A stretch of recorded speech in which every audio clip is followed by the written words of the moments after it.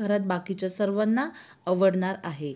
आणि कमी साखरेमध्ये आणि कमी कमी साखर तर आहेच आहे आणि जास्त पौष्टिकपणा याच्यामध्ये आहे। बघूया हा केक कसा बनवायचा आहे ते।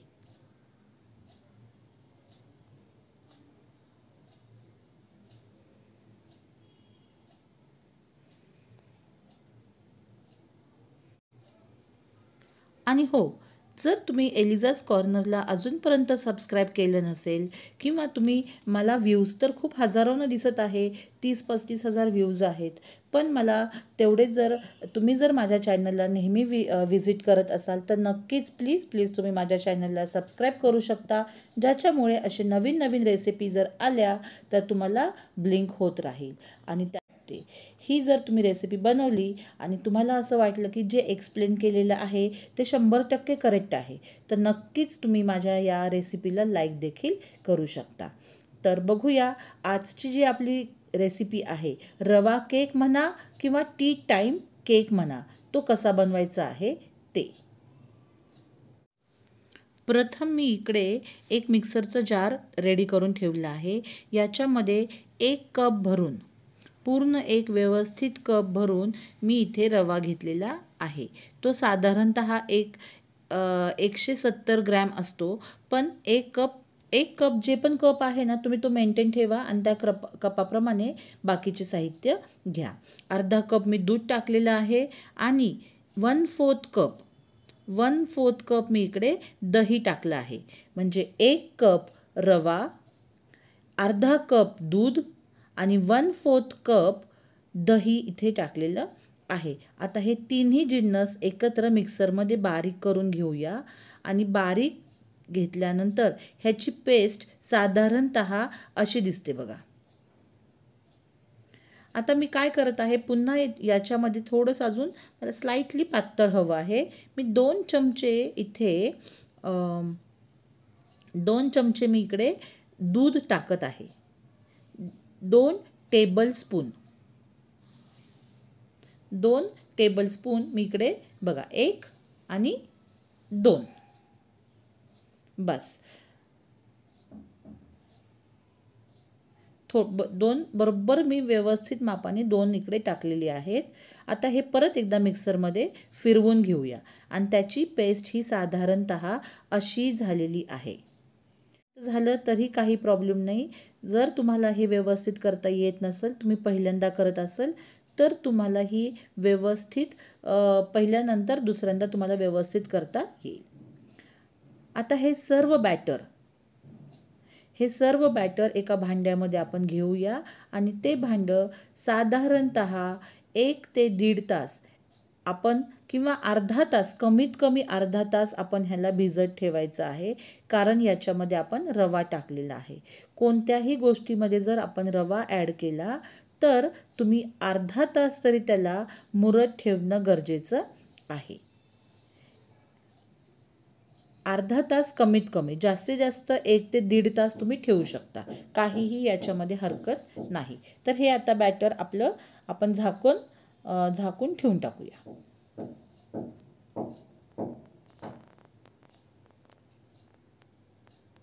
इथे 1-1.25 तास झालेला आहे, त्याच्यामुळे मी हे बॅटर घेतलं आणि ते जे मिक्स करून व्यवस्थित त्याच्यामध्ये घेतलं आणि याच्यामध्ये मी 1/4 कप साखर घेतलेली आहे।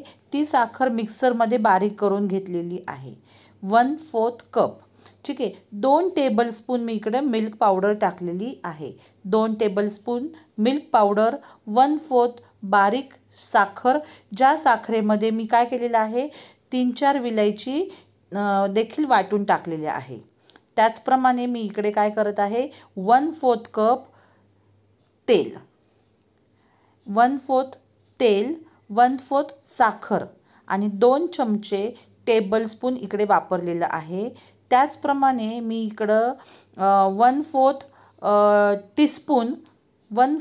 टीस्पून मी इथे बेकिंग सोडा टाकलेला आहे आणि 1 फुल टीस्पून मी इथे बेकिंग सोडा नाही, बेकिंग पावडर टाकलेला आहे। 1 टीस्पून बेकिंग पावडर आणि 1/4 टीस्पून बेकिंग सोडा. आणि हे सर्व जिन्नस बघा बॅटर तयार झाल्यावर हे अशा प्रकारे ह्याचं जेव्हा आपण इडली तयार करतो ना ते जे पीठ असतं एक्झॅक्टली तसं हे पीठ तयार झालेलं आहे. आता आपण याच्यामध्ये आवडीनुसार जर तुम्हाला तुटी फ्रुटी टाकायची असेल तर तुम्ही याच्यामध्ये तुटी फ्रुटी टाकू शकता. आणि तुटी फ्रुटी टाकून झाल्यावर व्यवस्थित प्रकारे हे सर्व जिन्नस एकत्र करून घ्यायचं आहे. आणि जे टिन आहे बेकिंग टिन आहे त्याच्यामध्ये आपण हे आता बॅटर पूर्ण ओतायचं आहे.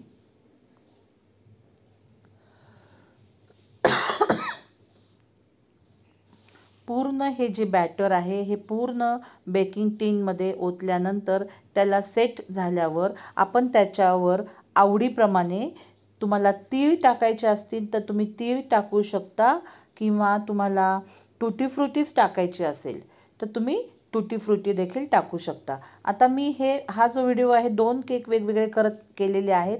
त्या 2 केकचे पण तुम्हाला फोटोज दाखवणार आहे. हा जो पहिला आहे याच्यामध्ये मी स्प्रिंकल करत आहे तीळ. ठीक आहे.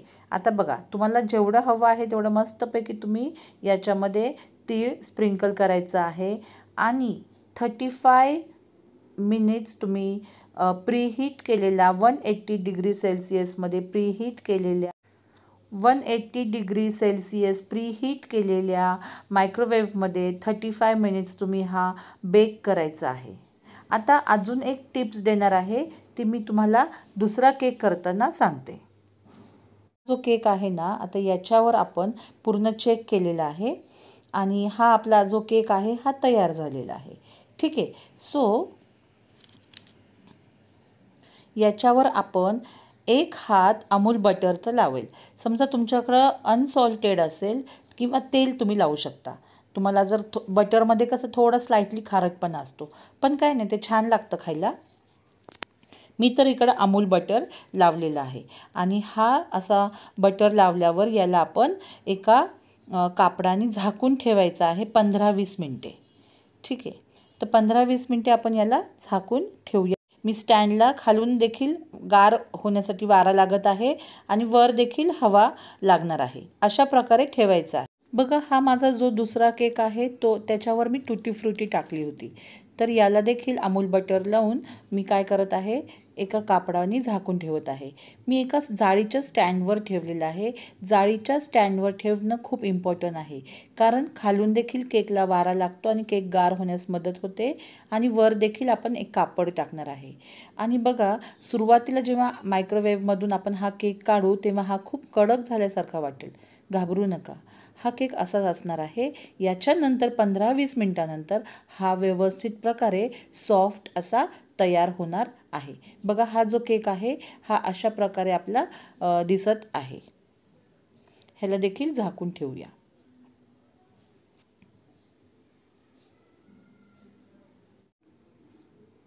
केक गार झाल्यानंतर हा आपण टिनमधून काढायचा आहे. हा जो बेकिंग पेपर आहे हा काढून घेऊया आणि हा जो केक आहे याचे आपण पीसेस बनवूया.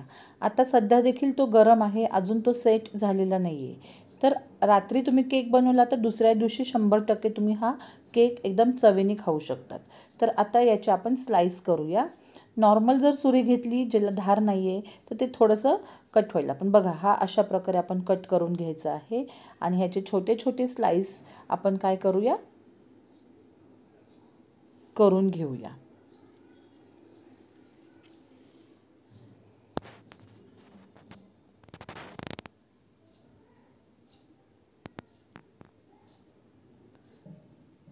ठीक आहे. आता मी थोडंसं याला अजून गार होण्यासाठी ठेवत आहे कारण गार होणं खूपच गरजेचं आहे. त्याच्यानंतरच ह्याची स्लाइस छानपैकी पडतील.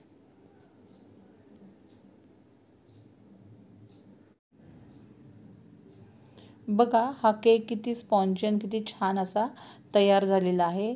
टी टाईम स्नॅक्ससाठी आपण हा टी टाईम केक नक्कीच खाऊ शकतो.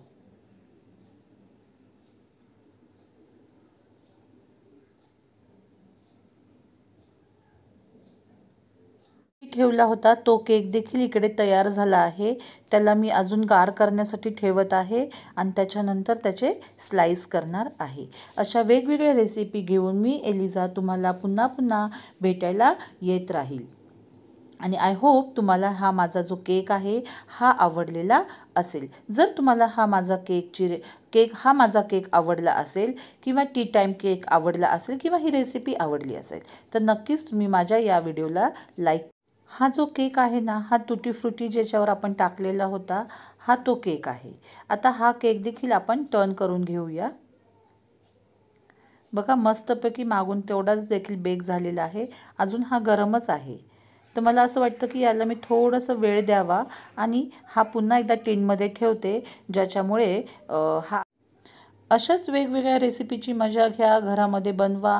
आणि घरामध्ये बनवल्यावर आपण जेव्हा घरात एखादी वस्तू नवीन एखादा पदार्थ बनवतो तर तो किती लोकांना आवडतो, किती मजा येते, किती कौतुक होतं, हे सर्व तुम्ही याचा उपभोग घेऊ शकता. अशा वेगवेगळ्या रेसिपी घेऊन मी एलिझा पुन्हा पुन्हा तुम्हाला भेटायला येत राहील. तोपर्यंत bye bye, see you, take care, may God bless you all dear friends.